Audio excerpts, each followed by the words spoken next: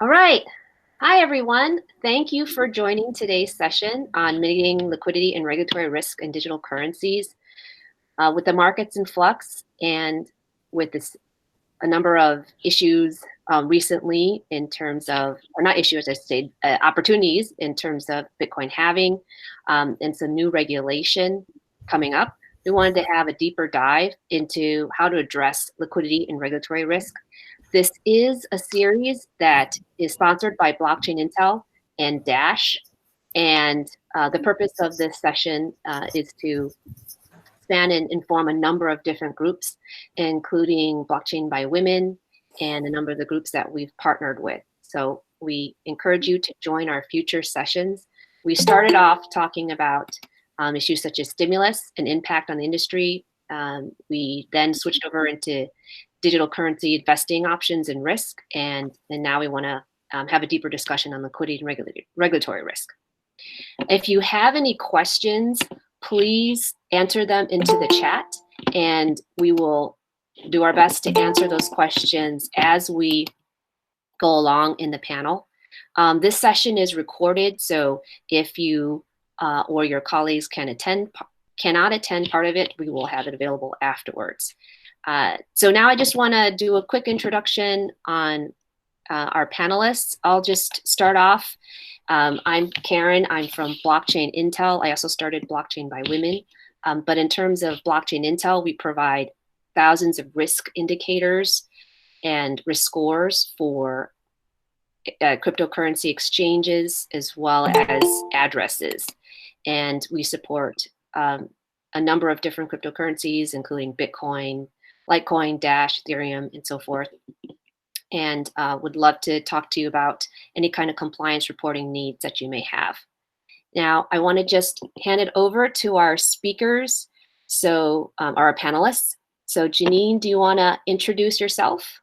Sure. I'm Janine Hightower Solito. I'm the Managing Director of Operations at Gemini.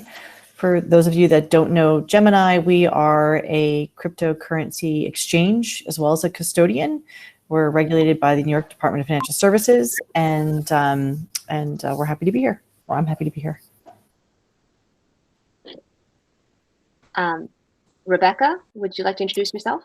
Sure. My name is Rebecca Reddig. I'm a partner at Fisher Broyles LLP, which is a national and now international law firm because we just launched our London office. I'm co-chair of our FinTech and Blockchain Practice Group, and I'm happy to be here. Thanks so much for including me. Obi, would you like to introduce yourself? Yeah, no problem. So my name is Obi Nwosu. I am the CEO and co-founder of CoinFloor. We are the UK's longest established Bitcoin exchange, and we're one of the few Bitcoin-only exchanges in the world. Thank you. And finally, Demelza. Hi, thanks. Thanks for having me on today, Karen. My name is Demelza Hayes, and I'm managing the Dash Investment Foundation, which is a Cayman-based foundation that invests in blockchain venture capital. So yeah, thanks for having us on. Great. And so why don't we get started? So with that halving and the trading at a new high, let's step back and talk about some of the trading models available. Demelza, given your work and your research, can you provide an overview of the different trading models and from your perspective where most of the liquidity is? Sure, definitely. So, I mean, basically, there's I guess two main ways that you could trade Bitcoin, and then maybe a third way. The first two ways are either on an exchange or with a broker. And the third way that I think Rebecca will talk about later is through a decentralized exchange, which is something more recent.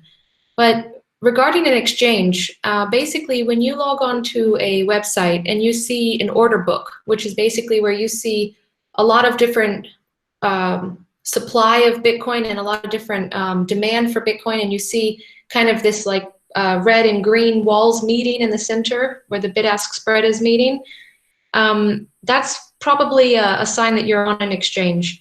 The other hand is where you have a broker. And the idea here is that actually you're calling up someone and you're saying, I'd like to buy some Bitcoin, or you're going onto an application or onto a website where you put in an order for Bitcoin, but you don't really see an order book.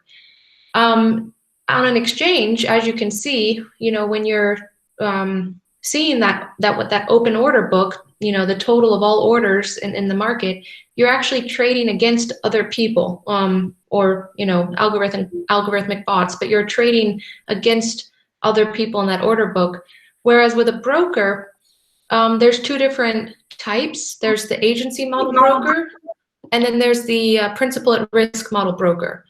And agency model brokers are kind of where they basically take your order and then they go and execute it either on an exchange, or they execute it against somebody else that wants the other side of that trade. Whereas with a principal at risk broker, they're actually going to be the other side of that trade. So if you want to sell Bitcoin, they're going to be buying. Whereas with a regular broker, a normal broker, when you want to sell, they're going to go onto an exchange most likely, or find somebody else in their pool of investors that wants to buy.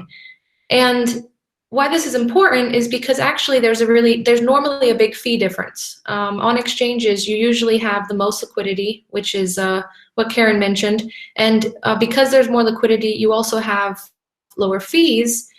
Well, it's different. You have a smaller bid-ask spread, but you normally have lower fees as well than what the broker models charge. So it's not across the board. So B2C2, principal at risk broker, they have probably the lowest or some of the lowest fees in the market, but that's generally the case. Okay, great. Now switching gears a bit to Janine, from your perspective at Gemini, why is understanding exchange liquidity important? And as you talk about that, if you could also share a bit more on the recent JP Morgan announcement and what that means to the industry and to Gemini. Yeah, sure. So Gemini is a centralized exchange. And I think for comparisons to traditional finance, you think about it in the way that any other exchange works, whether it's a regulated platform by the SEC or the CFTC, or it's an ATS type platform. It's a centralized pool where both buyers and sellers come to the marketplace, and we provide essentially what we call price discovery, right? Where there's a pool or a collection of orders and an order book that is established, identifying where people can buy and sell and for what quantity. So when we talk about liquidity, we're really talking about quantity, how much is available to buy and at what prices. Some of the reasons why liquidity is really important is because, if you look at a tape, or if it's CoinMarketCap or wherever you're going to look at a price of a token, you obviously know that prices vary amongst platforms pretty dramatically. And so making sure that you can access that price for the size that you want to place is extremely important, because while one platform might have the best price, if they're only showing a tiny fraction of a Bitcoin or other asset at the top of the book, that's really not the price at which you can transact. Gemini, as a business, seeks to establish liquidity. So what separates exchanges in general for some of the other types of models in the space is we actually look to attract market makers. So these are funds and firms whose primary business is actually providing liquidity for those order books. They make money not necessarily by principal trading, so taking directional bets on the market in large sizes. They make money on tiny fractions of a trade where they're buying at the bid and selling at the offer, and the spread between the difference between those prices is the spread. And the more they do that, that's how they essentially make money again and again throughout the day. That's the service that they provide to the market.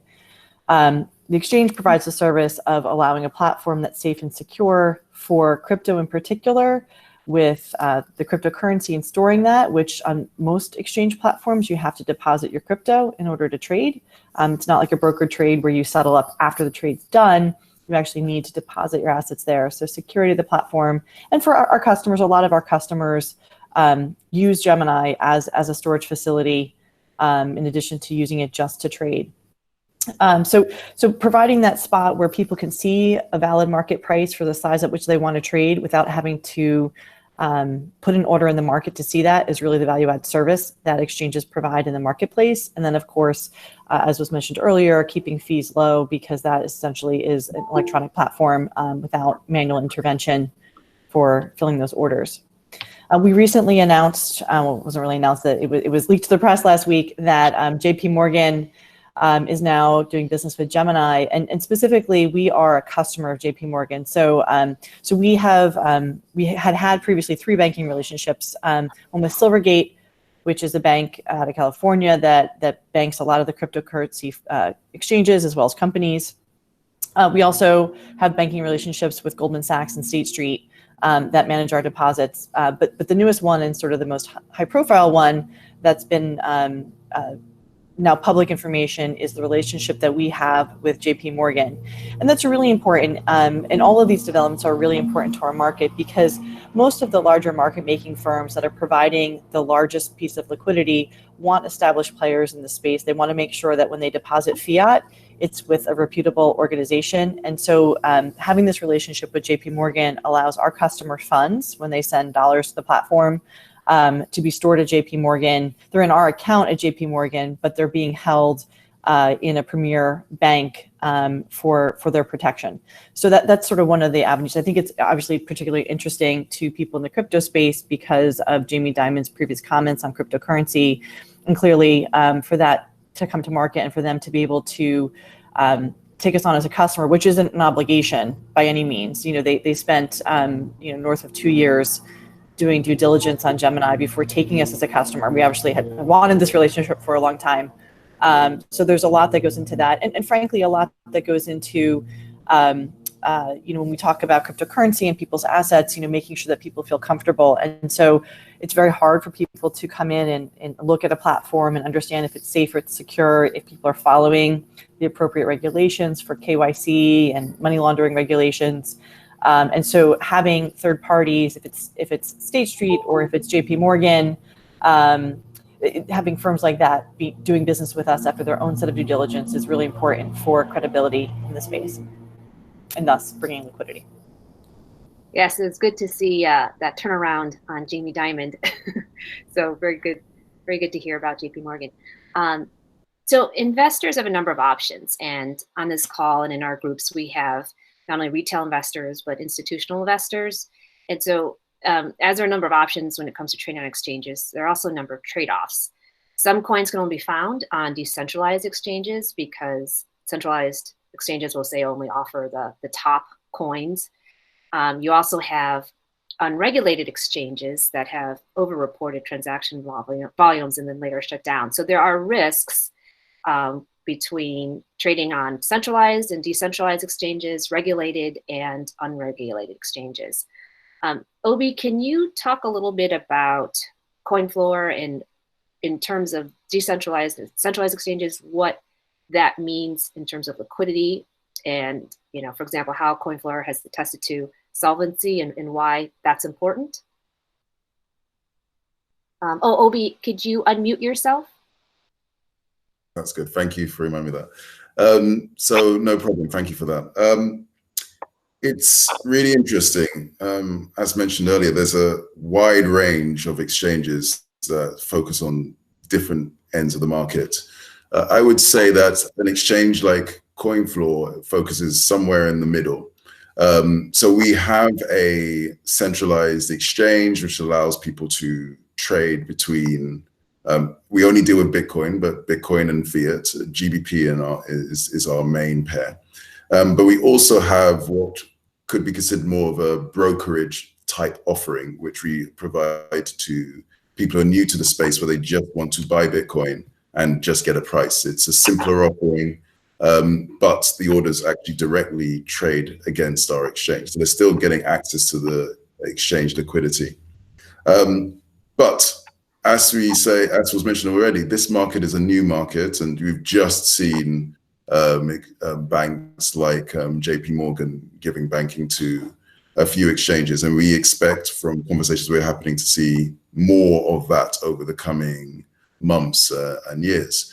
But there are alternative ways to attest to your solvency or to prove that you are a trustworthy exchange. One of the beauties of a decentralized currency like a cryptocurrency like Bitcoin is that it's powered by, we use the term a lot, but the blockchain. And Bitcoin was the first cryptocurrency and it has the longest running blockchain. And it is possible to attest to your solvency using very simple programs called smart contracts on the Bitcoin blockchain. So we, for example, perform something called proof of reserves, which is an attestation. So i.e. a point in time proof that we're solvent. And we publish that on a monthly basis. We started doing that in April of 2014. And so we've done, for over 6 years now, we've attested to our solvency. At other exchanges, I believe pretty much every major exchange at the time, also after there was an exchange called Mt. Gox, which was the largest exchange at its time, that became insolvent from being hacked. So it was showing a lot of liquidity, and then immediately liquidity went to zero because of a hacking. And this happened in late 2013, early 2014. And at the time, I believe Coinbase, Kraken, Bitstamp, Circle, and blockchain.com all made a joint statement saying that they would use this technology to prove that they're solvent in reaction to that. None did. I think Kraken did it once and then stopped, but we have. So in lieu of auditors auditing your organization, which we also believe is a very good thing to do, our Gibraltar subsidiary has auditors auditing us, for example. We believe it's also important to, on top of that, use the technology that has been created by this space to separately provide a mechanism to prove that you're solvent. So this is clearly an important thing to do. But beyond that, as an exchange that provides liquidity, there are multiple ways in which it can be provided. If you're a centralized exchange, you have access to market makers, as Janine mentioned earlier. Some exchanges as well can also trade and provide liquidity themselves against their customers. This can sometimes be considered something that is frowned upon. And again, this is an area where if you can provide evidence of how you're generating that liquidity, you can build confidence with customers. We also, as Gemini does, work hard to get very reputable market makers working on our platform, providing liquidity. So, for example, we have some of the largest market makers in the traditional space also have equity stakes within our organization and provide liquidity on our platform, for example. And other names that have been mentioned. Obviously, we don't list all of our market makers for commercial reasons, but they are well-known names. Ones that are public are people who have equity stakes in the organization, like, for example, DRW, which is one of the largest Chicago-based proprietary trading firms out there. So I would probably leave it for Rebecca to say how that relates to decentralized versus centralized exchanges. But obviously, there are completely different challenges when you have a decentralized exchange, and therefore the speed of trading and the things that a market maker normally needs to be in place will be very, very different there. So that's probably a good segue to hand over to Rebecca at that point. Yeah.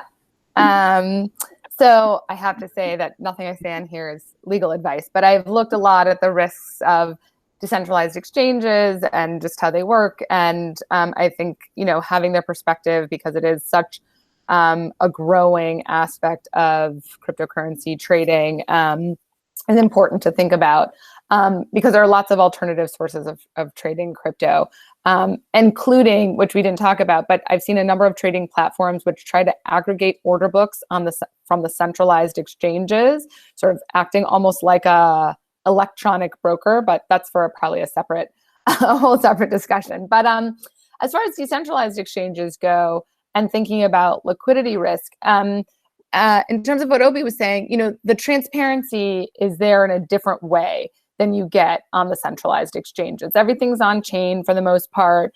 And there are a number of different models for decentralized exchanges. So some just have these large liquidity pools. Some have a completely open and transparent order book that's not managed by a central party, but that's just open and for everybody to see. And to Obi's point, you don't have market makers in the same way on a decentralized exchange. Whoever your actors are, your traders are, whether it's retail investors, which there's a lot of on decentralized exchanges, although institutional investors have also started at least engaging in some trading, just because you have different incentives on a decentralized exchange and more transparency, and can move a little more quickly. The transaction time probably is faster. Are there more risks in trading on a decentralized exchange?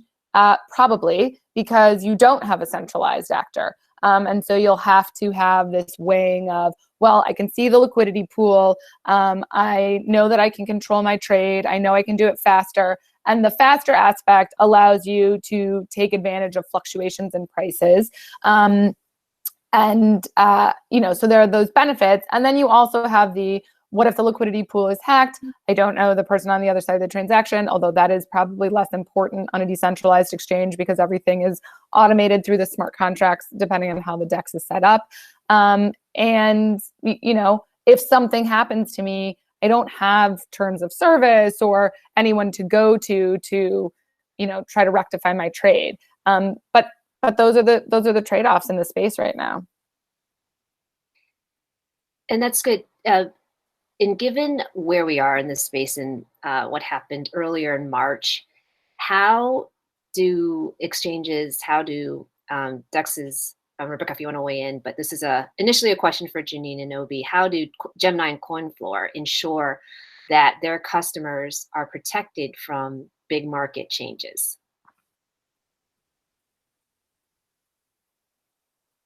Oh, so Obi. I can start, if that's okay with Janine. So there are a few things we do. So first of all, we built our own exchange technology. We also built a physically delivered futures exchange offering, which we then spun off last year. But building both of these engines allowed us to build something that's very fast. That's first, you have to be very fast to react to movements in the market. Second, you have various electronic stops. So if the market moves too far, or its behavior is unusual, or it's out of whack from other markets, there are multiple safeguards which do the equivalent of what happens in other exchanges, in other traditional exchanges, where you pause trading or you allow the market to breathe, so liquidity can return if it's just been exhausted. So, for example, a massive buy order or massive buy demand. Market, and then finally, behind all of that, you have various levels of market makers. So you have market makers who focus on providing the best possible price. And so they will be the people at the top of the book providing, what do we mean by the top of the book? But the lowest price to buy, they will be offering, or one of the lowest, and one of the highest prices in order to sell, etc. And they will be offering those. And then there are another set of market makers who offer prices that are a little bit wider, but far higher volumes. And then you have people, we almost consider them backstop liquidity providers who are very, very well capitalized, can provide very high walls of liquidity, but they're wider, because it's obviously the more you offer, the higher risk you take as a market maker. So we have all of these market makers. They have commitments to be able to provide liquidity on a 24/7 basis, etc. And then behind that, we have these electronic stops if the market moves too far. So in an event that the market moves very far, lots of people are buying or lots of people are selling. The market makers are there to provide funding. If for some reason their liquidity is exhausted and they have to replenish it, there's a bit of a gap to just give them a breather. Same thing happens in any other traditional market. So that's the fundamental way we deal with providing liquidity. Yeah, and so I'll just add a couple other things onto there. Certainly making sure your technology is robust, as we had mentioned. That one of the biggest things when dealing with there's two sides of the business, right? There's the retail side, and there's the market making and the sort of high frequency trading side of the business. The retail side cares about price, cares about having a market at any given time, making sure that there's enough participants in any product you're listing is sort of one of the biggest things that we do as an exchange.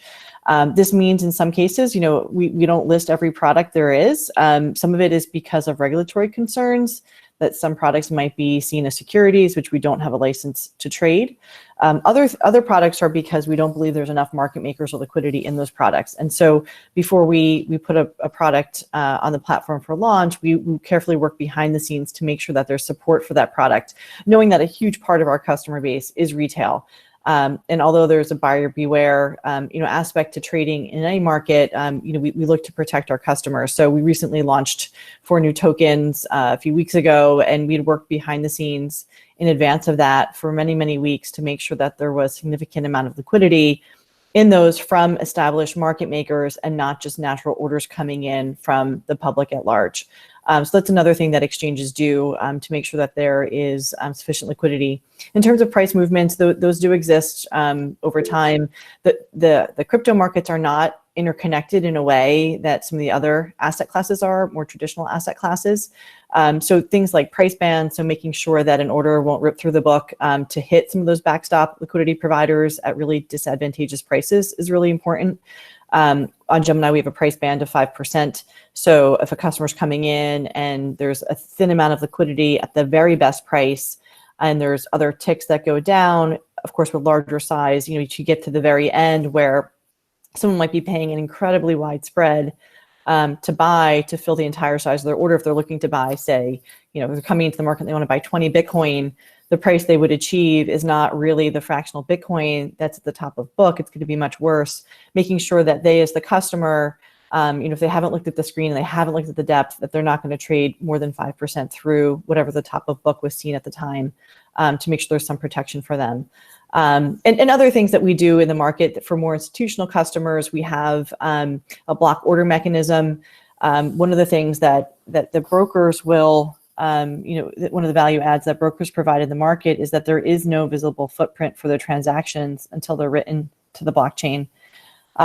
So if someone's looking to place a big block trade, often they'll go to a broker because they don't want any footprint. They don't want anyone to know the orders, coming into the marketplace.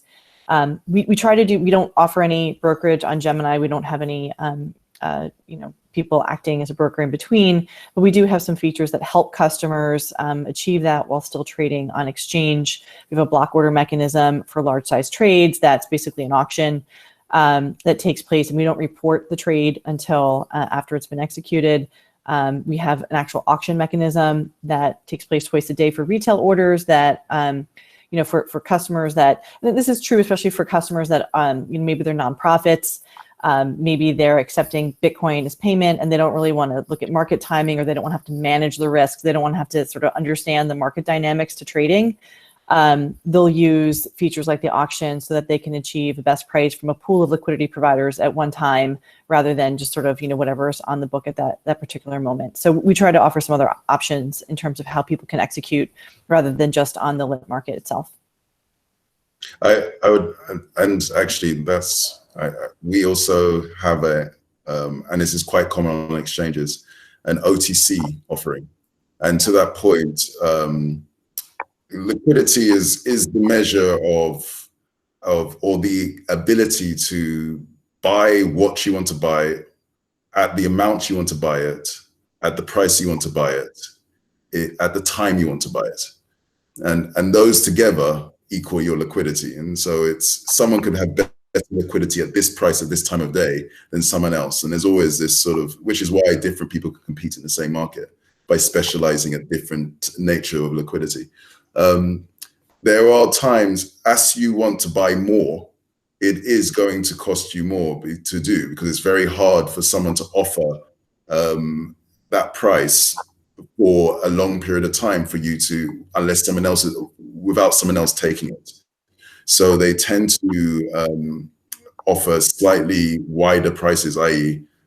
the price to buy 1,000 Bitcoin is going to be higher than the price to buy 0.1 Bitcoin, because there's less demand for it. So supply can be more choosy in the price it sells. at that stage, and also, as you mentioned, when you buy that, you will potentially move the market if you're buying larger amounts of whatever cryptocurrency you're buying. And that might be disadvantageous for you. You might not want to have the market move because you're looking to buy again an hour later, etc. At that point, it makes sense to take that off a public book and do that through OTC, over the counter, or in Gemini's cases, using their auction mechanism. And so that's where the OTC offering comes in. And so that's why we provide an offering like that.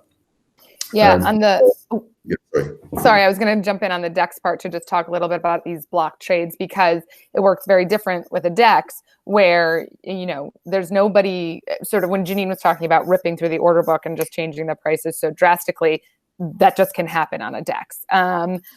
Depending on the size of the liquidity pool, depending on how it works. And so you can have these massive price fluctuations because DEXs may not always, it depends. There's some advantages for doing these huge block trades through DEXs because you don't have the mechanisms that Janine was talking about and Obi was talking about, that actually protects the price. You may actually want that depending on who you are and what the intention is for your block trade.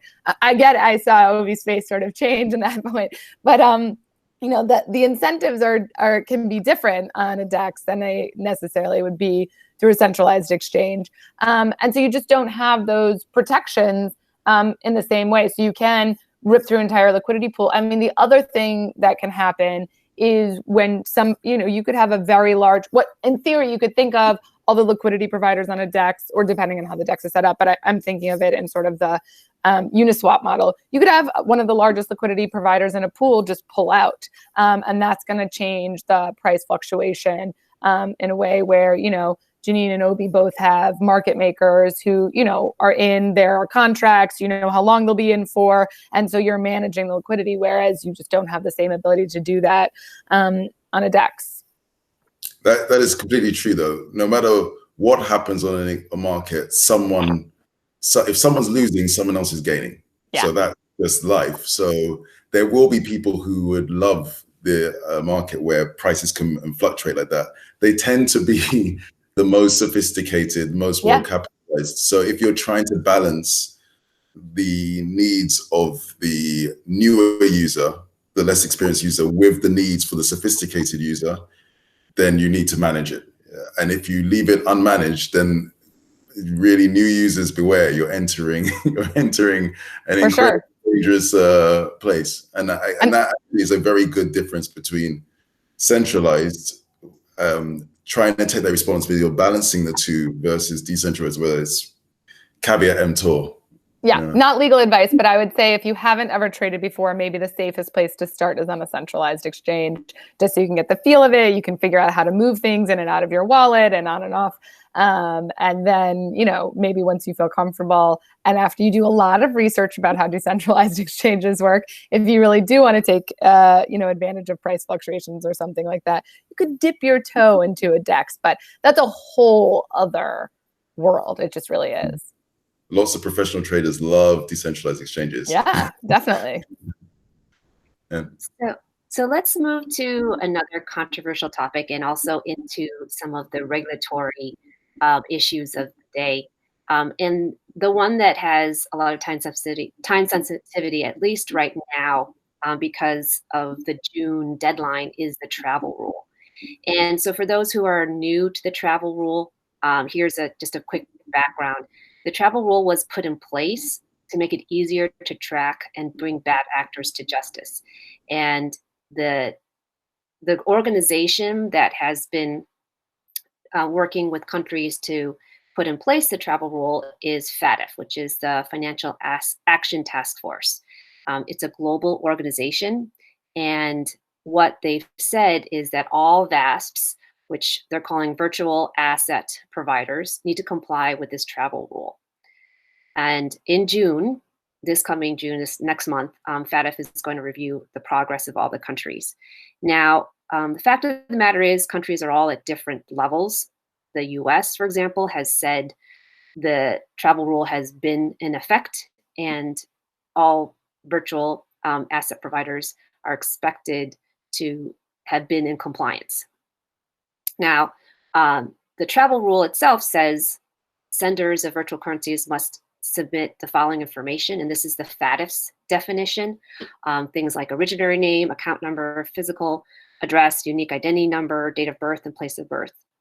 Beneficiaries must submit the information such as beneficiary name, account number, and wallet address to originators.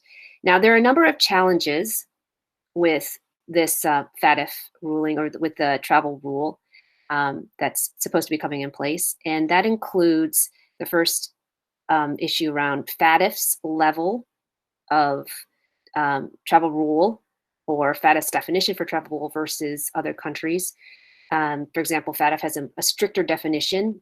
The US has a stricter definition for travel rule than FATF does, where an example of that is where FATF provides a caveat which says information that can be made available to the beneficiary through other means, such as the ordering financial institution only needs to include the account number as long as it's traceable. So there are different levels of definitions. Second of all, not all countries have put the FATF, put the travel rule into place. And that means, as a result, some exchanges could be sending private information to exchanges that do not have the same privacy regulations. And then there's the risk of sending information to the wrong person.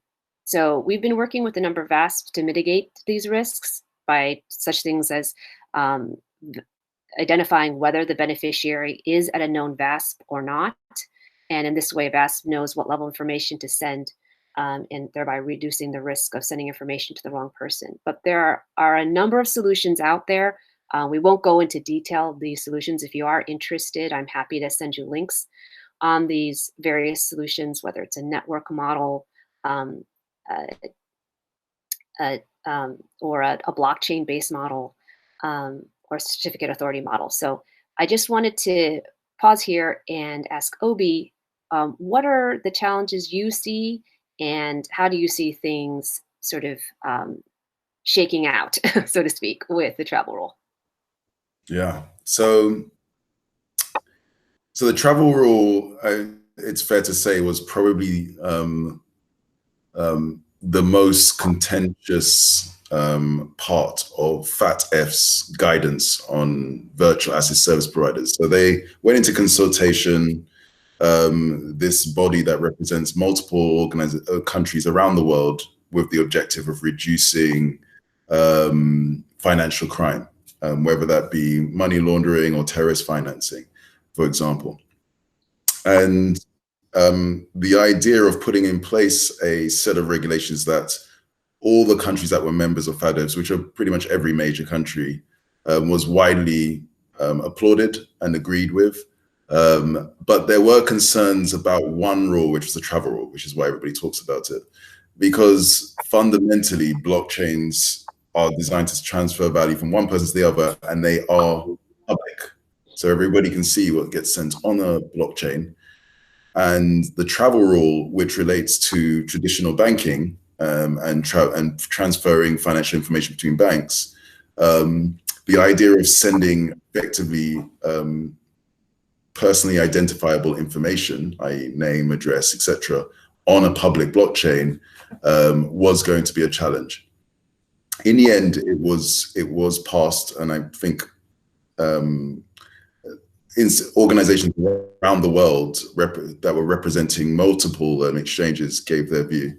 And so the process of working out how to implement this began, and it's been going on for, I believe, at least a year now. As of only, I think it was less than a month ago, some standards on how to transfer information, and the transfer standards were, the first draft of them were made public.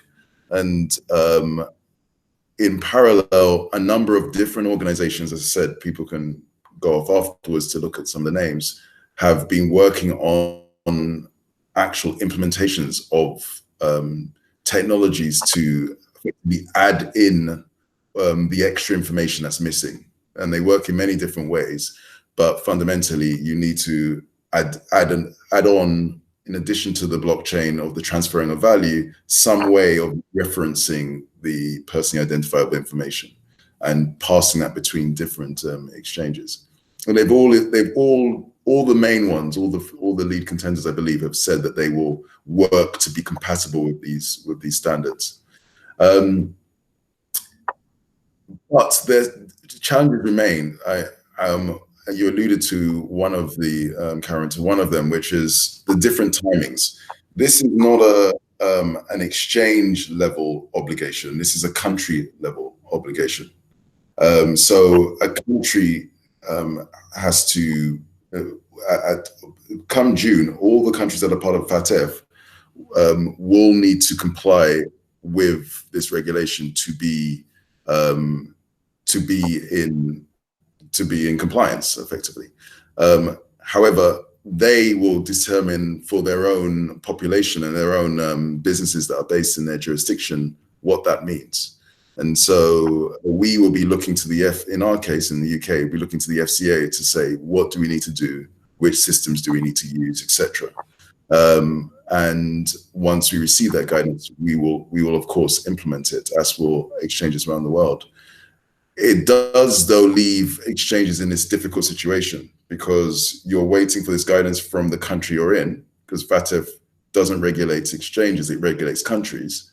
But you may have other exchanges that your customers want to interact with in other countries who've provided guidance, which is one, before your country has, or two, may not be fully compatible with the guidance that your country is giving you. So the end result is there's going to be this period that's going to be confusing. And I suppose that I think most people recognize that's going to happen. And everybody has the intention to try their best, use technologies like Karen, the one you mentioned from Blockchain Intel, that can help identify. But it is going to be a slightly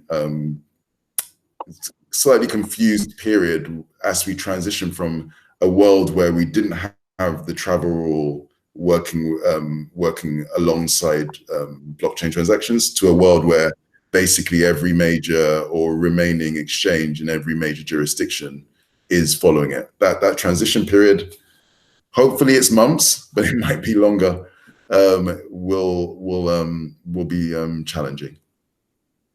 Yes, and what we're seeing is the role of interoperability, meaning the ability to support perhaps multiple protocols that are offering the travel rule is going to be important, and that's what we're working with a number of customers on, is being able to support that interoperability. And what I want to do now is move to another set of regulatory topics.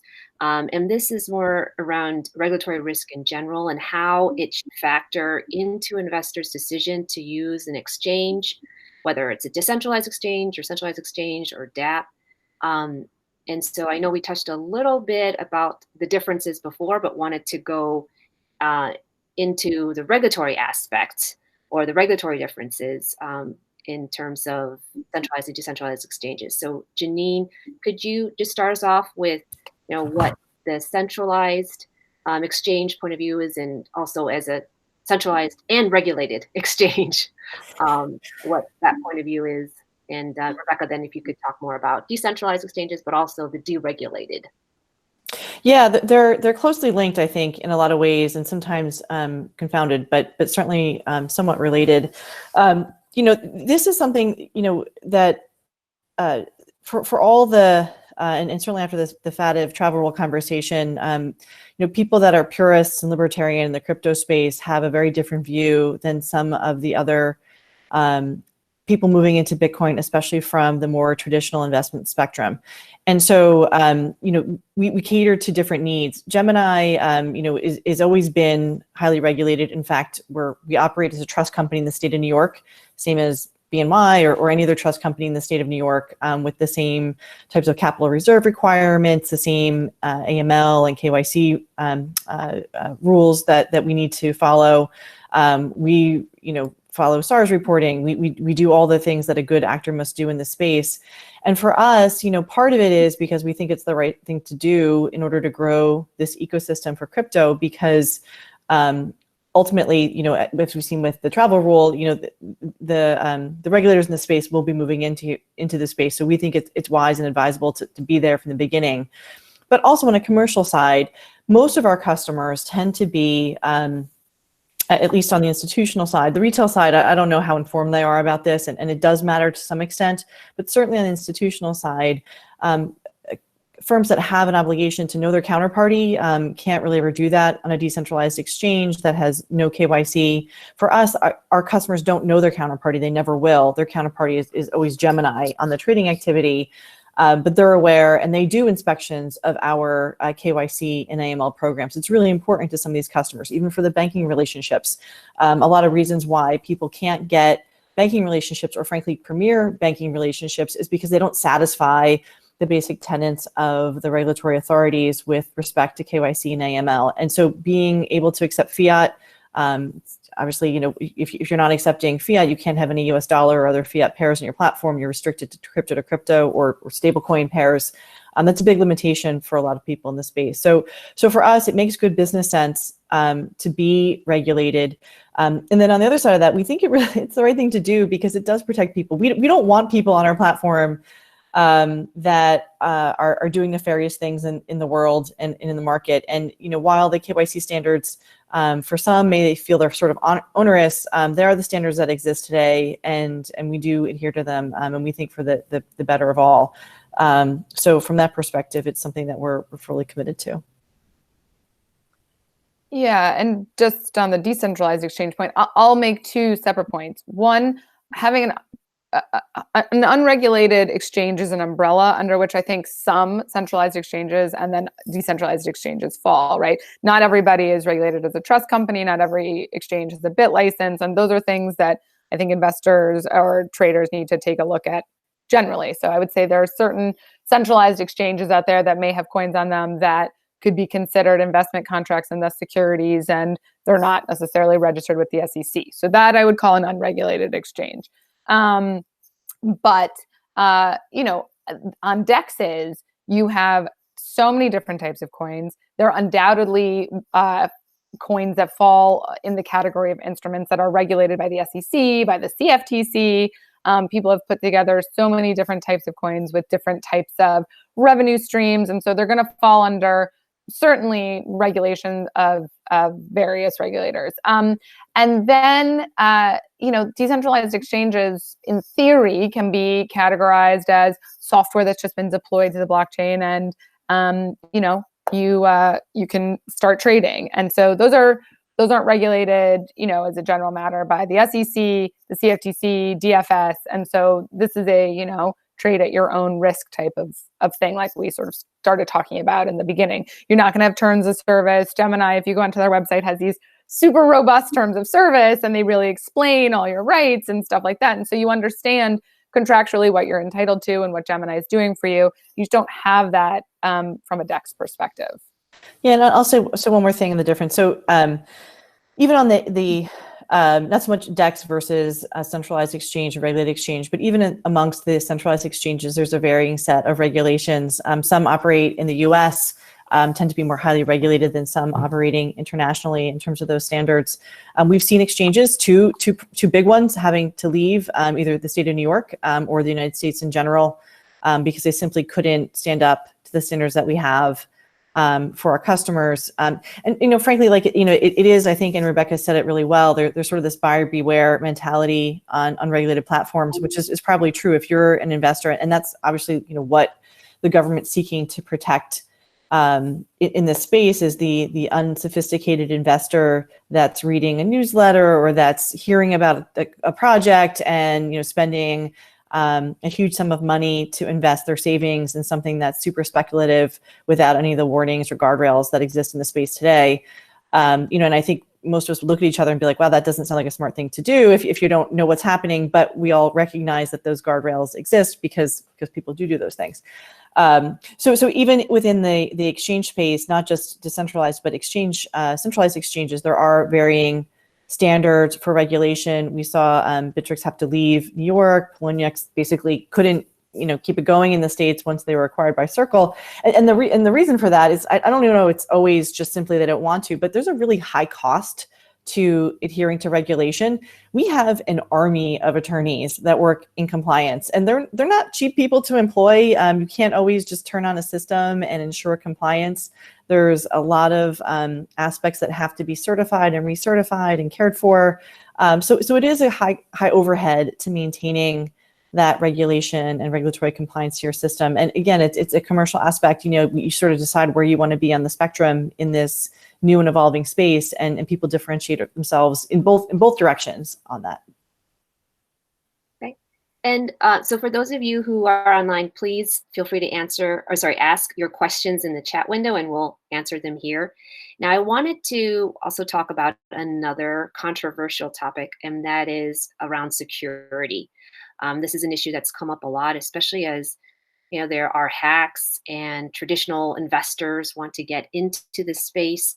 And there are a number of increasing models around custodians. What is your view on mitigating security risk, and how does your firm address that, or the firms you represent? So feel free to jump in, anyone, and then we'll go around. So I will start. I'm not a security professional, but we employ many of them, and it's one of the things that's really hard to vet, even as a sophisticated customer in the space, from your custodian or the exchange you're doing business in, if you're sending assets to that exchange, or even if you're on an exchange, a decentralized exchange where you don't have any assets, but you have private information provided to that platform. And security really is the top one. Apart from regulation, which I've already talked about, in some circumstances, like the state of New York, there's mandates and rules and law about what needs to be done. But beyond that, demonstrating that to the public at large, attaining a SOC 2, working with reputable partners. For Gemini, one of the best ways that we've gone about demonstrating the safety and security of our platform is being able to obtain insurance. So we have insurance covering our hot wallet in its entirety, and we also have $200 million in insurance on our cold storage platform. And so I think a lot of people look to that. They look to the relationships you have with other vendors, where those vendors have obviously come in and done an incredible amount of due diligence, and sort of using that as a benchmark for what they should expect from those platforms. But it's a really tricky thing for people to do on their own. Yeah, and I'll just add a little bit more context there. So completely agree, and because there's the libertarians that you mentioned before that we're first starting with, that we're saying, and I also loved it when I experienced this, but be your own bank. You have complete ownership of your private keys.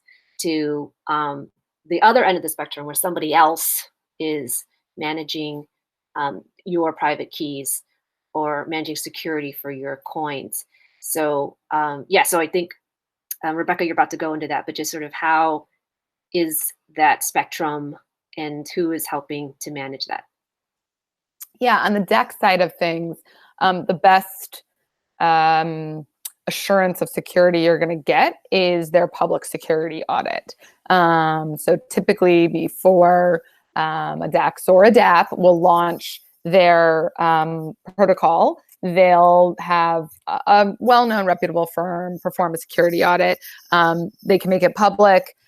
There's been a lot of that actually in the space of late, where these securities or the security audits have been made public. Sometimes people will launch their DApp, notwithstanding an unfavorable security audit.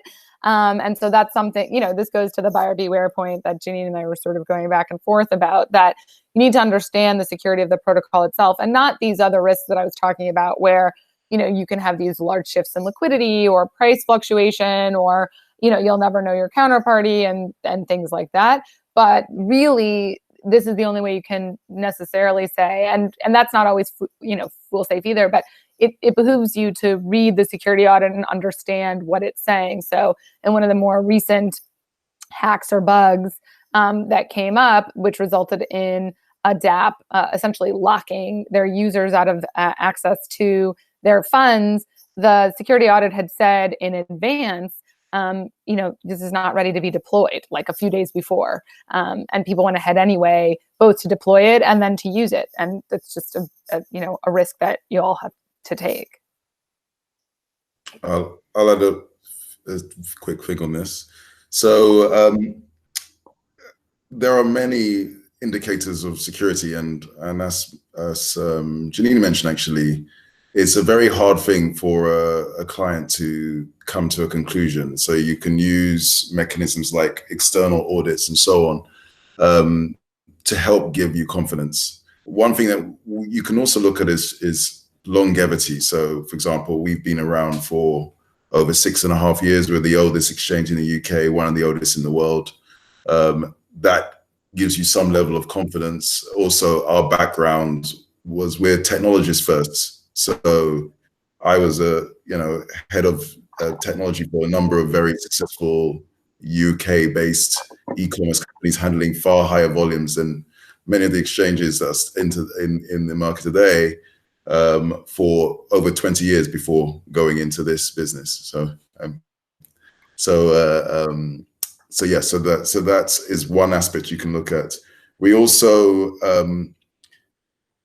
think it's important, though, just from a philosophical point of view, we have to balance these two philosophies. So one about centralized exchanges and securing your crypto and your fiat as well. But there's also teaching people about this incredibly powerful technology and understanding that it is possible to be your own bank at some point. So we think that ultimately, if you centralize liquidity and capital in one place, you create a centralization risk. The way to reduce that is to decentralize that and have that spread across multiple people once they are sufficiently educated.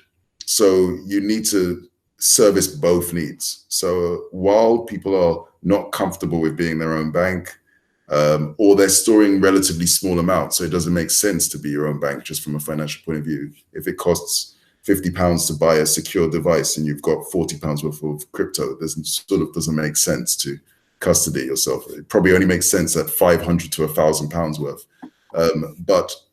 And also you then need to go through an educational process. So in parallel to custodying your crypto safely, you should be going through a process of educating your customers, teaching them about this amazing new technology and exposing them to the tools that are available until they are comfortable to custody themselves, or at least in part, because that is the promise of crypto. Yeah, if I could just say a quick word too from kind of like the person looking for security product, because the Dash Investment Foundation, we get coins directly from the protocol, and then we actually have to find a secure way to store them over time, so that when we make an investment, we have our funds available, and when we're not making investments, the funds aren't able to be hacked. And it's amazing when you actually start to look at the providers of custody in the space, what their terms and conditions say. And I'm not a legal person, but I've had to like dig through so many terms and conditions contracts, and they'll be, I'm not going to mention any names, but one company, for example, we went to them because they were kind of famous for having good custody and secure custody, longevity. And when we read the terms and conditions, it basically said something along the lines of, okay, if we get hacked, we're not liable. And I wrote them an email, and we were going back and forth with their compliance team, and I said, copy pasted the sentence, and I said, so what's our recourse if you lose our funds? And I said, can we potentially suffer a 100% loss of our funds that are stored with you? And they said, no, that's not correct. And then I wrote back, okay, can you tell me how I'm wrong? Like what is our recourse? What can we lose? What's our maximum potential loss here? And then they said, we don't want to make further comment on this question. And that was the end of it. And this is like a really reputable company in the space.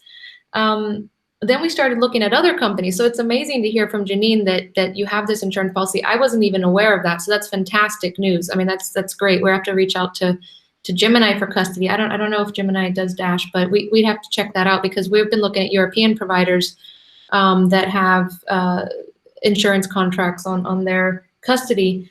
And the whole space is, I think the custody and the security, there's so many angles to it. Not only is being hacked a problem, but for example, I used to manage a crypto fund that was an alternative investment fund in Europe.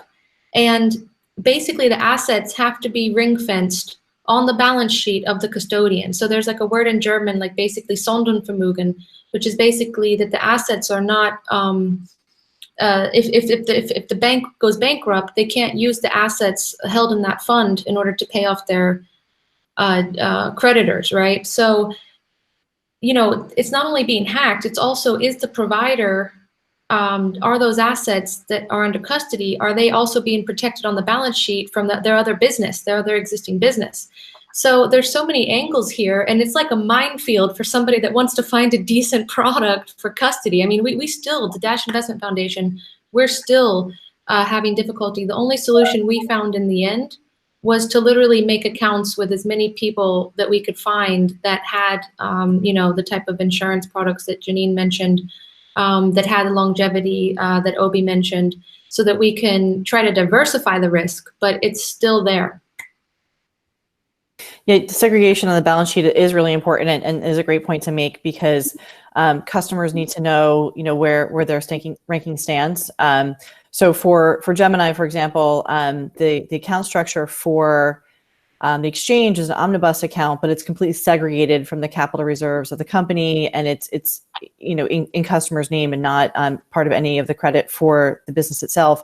But in our cold storage, it's sort of even more transparent in that each individual account is held in separate addresses, and it's essentially owned by the customer of that account, which is really important, especially for larger investors that need to see that as their own property and not necessarily being a creditor of another business. Very cool. We have a few more questions from the audience, and I know some of you might need to leave. So if you have to, thank you for joining, and we will have a number of these discussions in the future on the current controversial topics of the day. So please stay tuned, and we'll be sending you updates on those new events. Now, in terms of the questions from the audience, the first one was a question for the panel. Any opinion on whether XRP will be labeled, Ripple will be labeled a security, commodity, utility token, or some hybrid? Well, we don't list XRP because of our concerns about it potentially being labeled as security.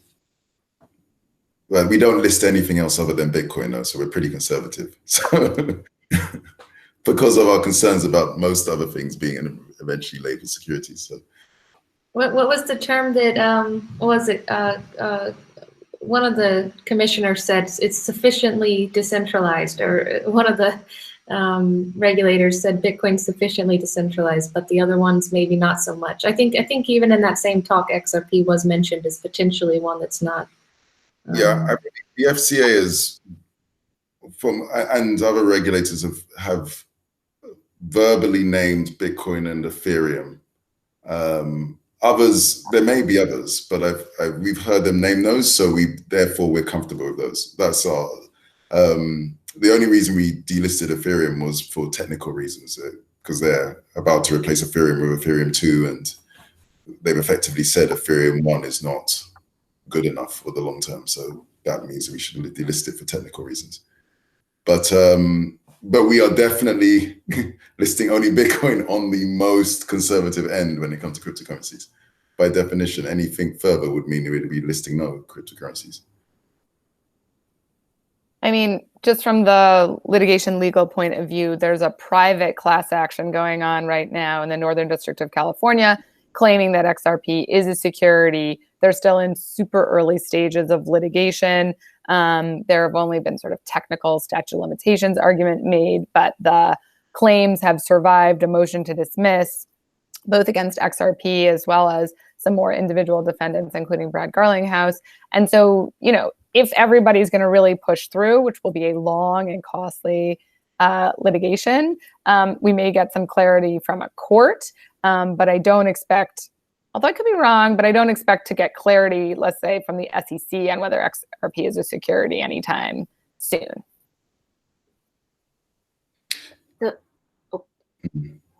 So another question from the panel. Sorry, Obi, did you want to? No. Okay. It was a question for Rebecca on that, but I shouldn't be asking questions, I should be answering. No. This is for you to ask questions. Yeah, too. ask the question. I was just interested to know your view on long and costly how would you quantify that? And one concern as someone in the space is that someone can create an ICO, for example, raise a lot of money, and then use a large percentage of that to defend litigations against themselves, and therefore get away with the remainder. And I was wondering if you've had views on that. Sure. So I would be surprised if people are continuing to do ICOs, but I think you just mean engage in some sort of fundraising mechanism without disclosing the use of their funds. I think those days may be over or ending very soon, especially post-Telegram.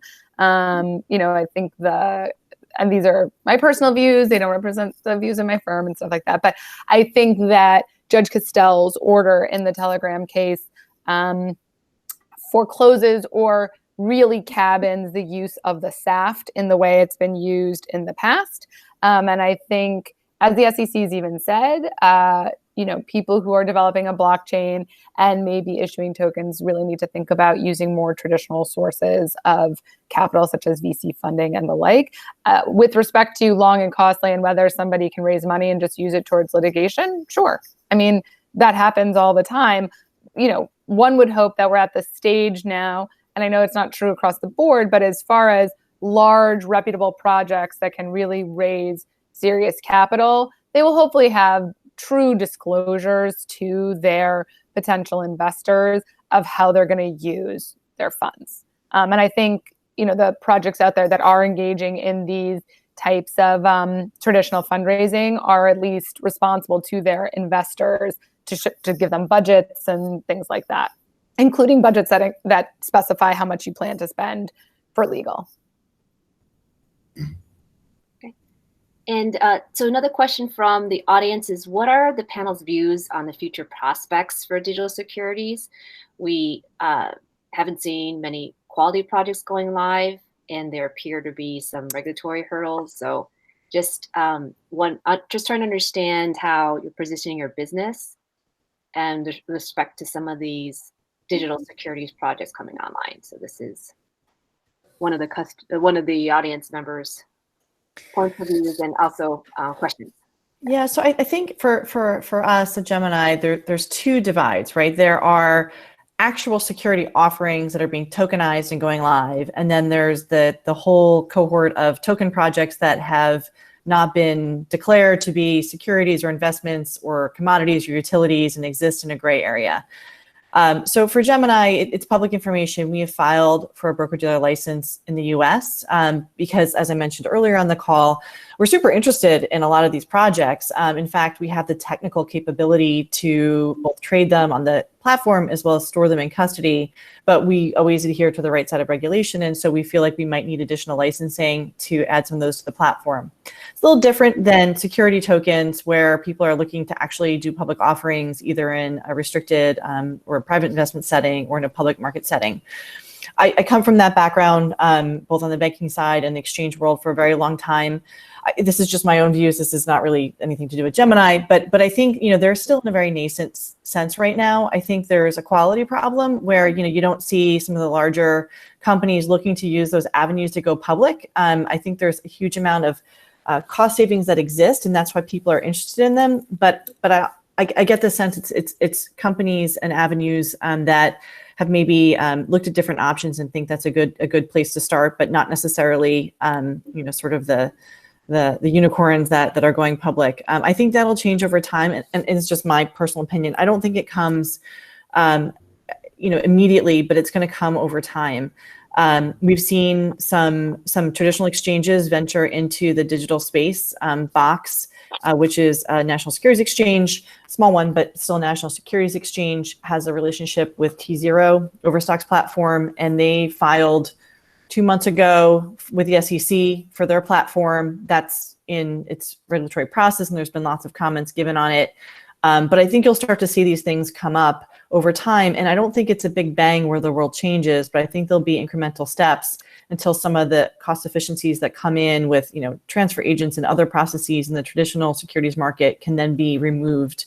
But I really give a lot of credit to these firms that are out there pushing the envelope on this, because I think that's how it all gets started. Yeah. So go on. Just to piggyback briefly off of Janine's point, I think there's a chicken and egg problem too, which is you don't have the infrastructure and the platforms on which to be able to sell your either digitized securities or security tokens, however you want to, the two different classifications on them. And some of that is because it's going through this very long regulatory process. People have had their applications pending with FINRA for 2.5, 3 years. There's lots of, rumor in the space that people are going to start getting approvals very, very soon, or have been, getting sort of tacit approvals. And so once we see more of the approvals, and the regulatory approval is really important, including for institutional adoption, then I think we'll be able to see this slow uptick that Janine was talking about. I'm going to sort of break the tradition on the panel, because as the CEO and co-founder of CoinFloor, my opinions are the same as the company's in my case. But so our view is very simple.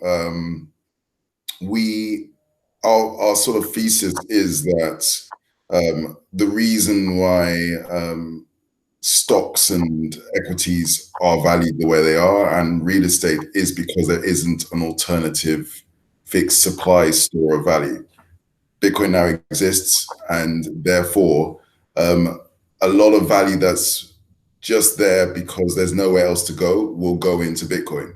So as a long-term investment, it's better to hold Bitcoin, and all we're waiting for is people to realize that.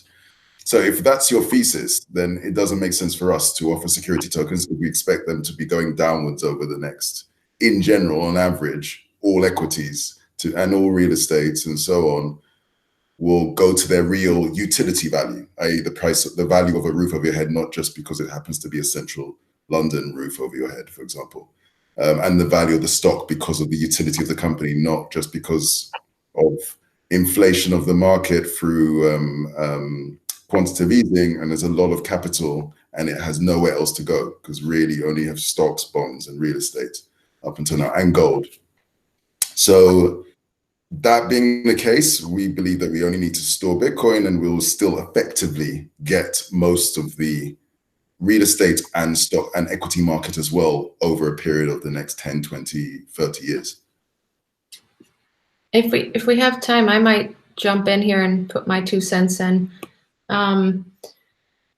Basically, with the security tokens, so I'm based in Liechtenstein, Switzerland, and I've sold 2 different crypto fund products to, I feel like I've been in every single bank and traditional asset manager in this region, and have a meeting with them to try to pitch them a product. And my feeling is that there's really no interest from traditional investors to buy security tokens. For them, why would they buy a securitized token instead of a regular security that's listed on the regular SIX stock market or the regular Deutsche Börse? It doesn't make a lot of sense for them. What the benefit is from them as the investor side, especially given the fact that right now there's no liquidity for security tokens. There has been some security tokens launched through Liechtenstein, and there's a couple coming out in Germany now, but there's basically no liquidity there. What that market is tapping into is the kind of retail hype for cryptocurrencies. This is like a very much retail driven excitement, and so you have maybe some retail liquidity, but it's not deep enough for or interesting enough for a large company that is already worth over $1 billion. It doesn't make sense for them to go to IPO with a security token instead of on the traditional stock market, where most of the investment money exists already. So I think actually what I've seen to be successful from the token side, like what firms are actually gaining traction, it's the smaller and medium-sized enterprises that are too small to go to a regular stock market. And then they can now go ahead and tokenize their shares, and it will cost a little bit less for them. And they're going to tap into a different pool of liquidity that's targeting that smaller and medium-sized enterprise that's maybe worth 10 million to 50 million.